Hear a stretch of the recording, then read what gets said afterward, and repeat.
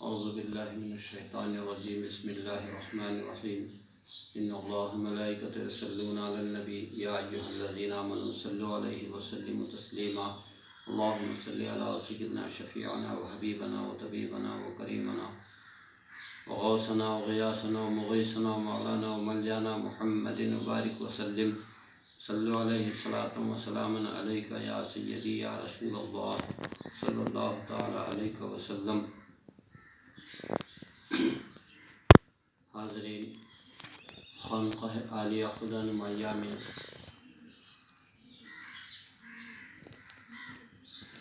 ان حروف کا ذکر چل رہا ہے جو ساکن ہیں، بغیر نقطے کے ہیں،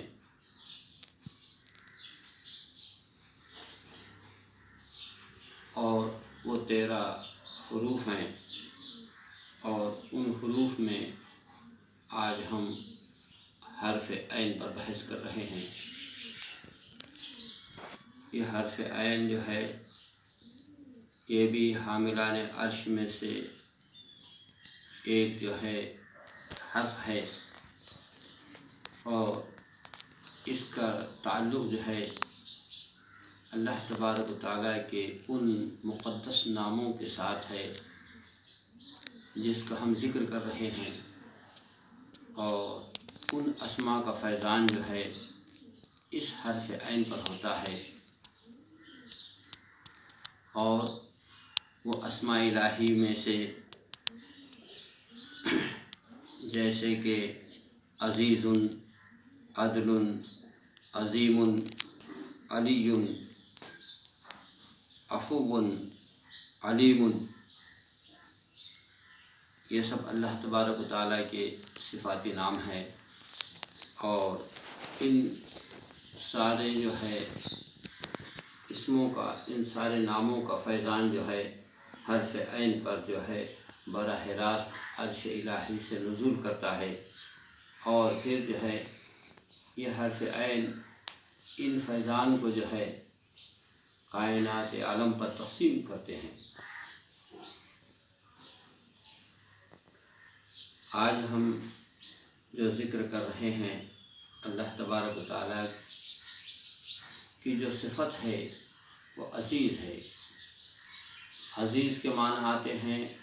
غالب کے۔ اللہ تبارک و تعالیٰ جو ہے ہر چیز پر غالب ہے، اور جس پر اللہ تبارک و تعالیٰ کے اس اسم کا فیضان ہوتا ہے وہ شے بھی ہر چیز پر غالب آ جاتی ہے، جیسا کہ قرآن حکیم ارشاد فرماتا ہے الا ان حزب اللہ هم الغالبون، صدق اللہ العظیم۔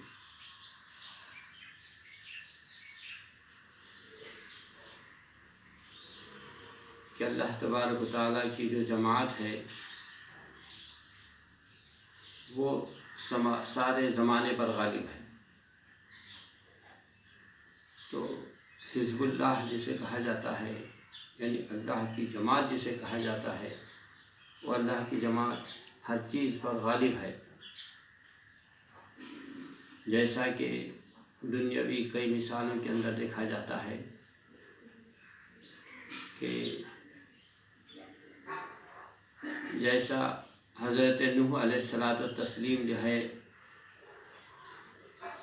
جن کا تعلق حزب اللہ سے ہے، اللہ کے پیغام کو بندوں تک پہنچانے کا ہے، تو حضرت نوح علیہ السلام جو ہے اپنی قوم پر غالب رہے۔ اللہ تبارک و تعالیٰ نے اپنے محبوب پیغمبر حضرت نوح علیہ السلام کے اس دعا پر جو ہے ایک سیلاب بھیجا، اور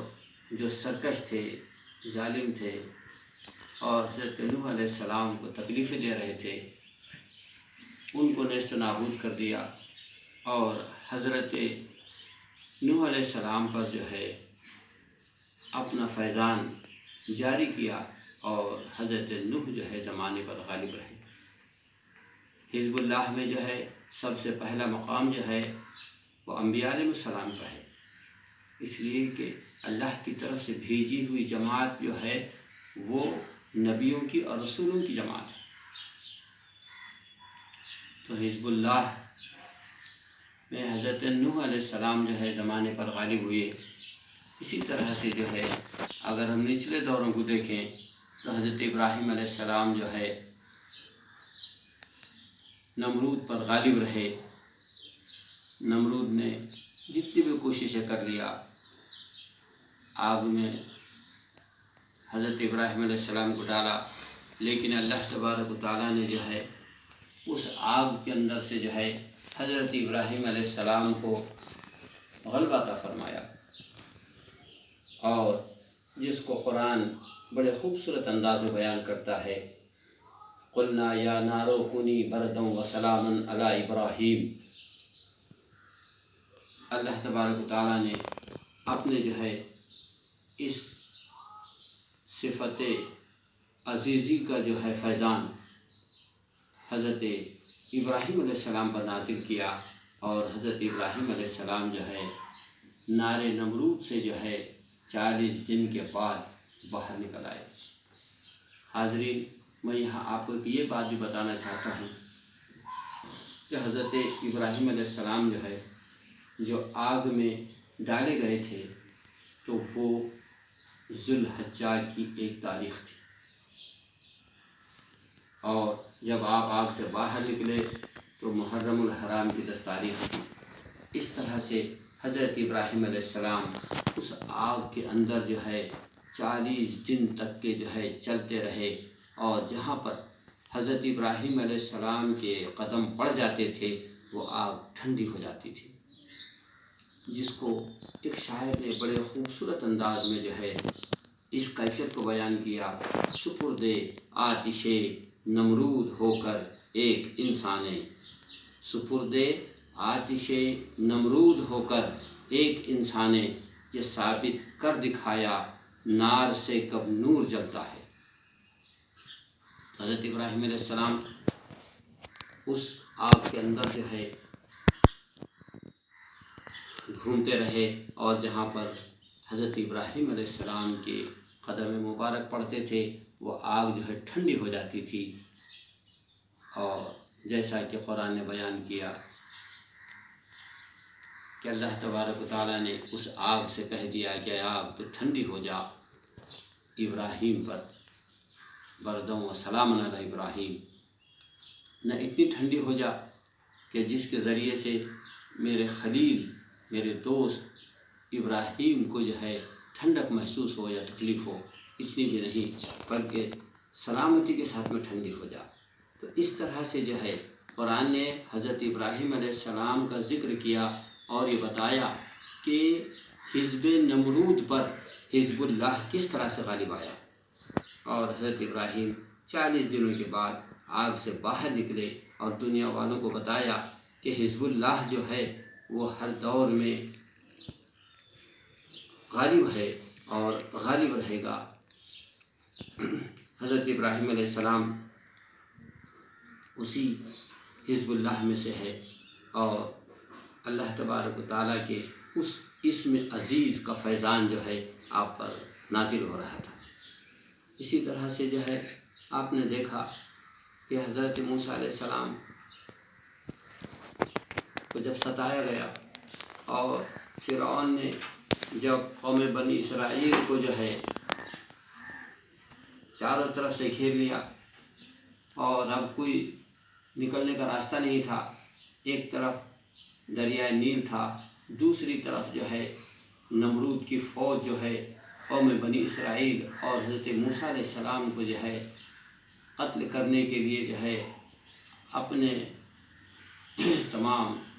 آلات حرب کو لے کر کے قتل کرنے کے لیے دوڑ رہی تھی۔ تو ایسے وقت میں اللہ تبارک و تعالیٰ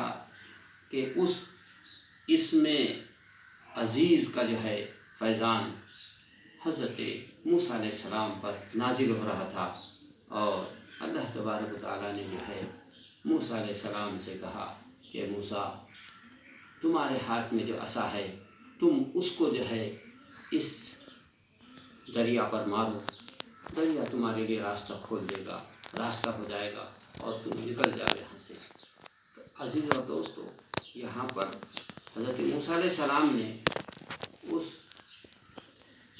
دریائے نیل پر اپنے عصے کو مارا اور راستہ پیدا ہو گیا۔ یہ اس وقت میں جو ہے اسم عزیز کا فیضان حضرت موسیٰ علیہ السلام پر ہو رہا تھا کہ جو حزب اللہ ہے، جو اللہ کی جماعت ہے، وہ جو ہے زمانے پر غالب ہیں۔ دیکھا کہ فرعون اور دریا یہ دونوں پر غلبہ، موسیٰ نے عصا مارتے ہی جو ہے موسیٰ کے عصے کا غلبہ جو ہے دریا پر ہوا اور دریا نے اپنے سینے کو پھاڑ کے راستہ دے دیا۔ حضرت موسیٰ ندی سے پار نکل گئے، سارے بنی اسرائیل بھی پار نکل گئے ندی کے اس، اور جب یہ فرعون پیچ دریا میں اور اس کی قوم پہنچی تو اللہ تبارک و تعالیٰ نے جو ہے پھر اس دریائے نیل سے جو ہے ملنے کا حکم دیا کہ دریا تو آپس کے اندر مل جا۔ دریا مل گئی اور پھر اس فرعونیت کو جو ہے قیامت تک کے لیے اس دریائے نیل میں غرق کر دیا گیا، اور دنیا نے دیکھا کہ فرعون کا اس دریائے نیل میں ڈوب کر کے کیا حشر ہوا۔ عزیز اور دوستو، اسی طرح سے جو ہے اللہ تبارک و تعالیٰ نے جو ہے حضرت یونس علیہ السلام کو مچھلی کے پیٹ کے اندر جو ہے سے باہر نکالا کہ جب مچھلی آئی اور حضرت یونس کو نگل گئی، ان کے قوم نے لا کر ان کو دریا میں ڈال دیا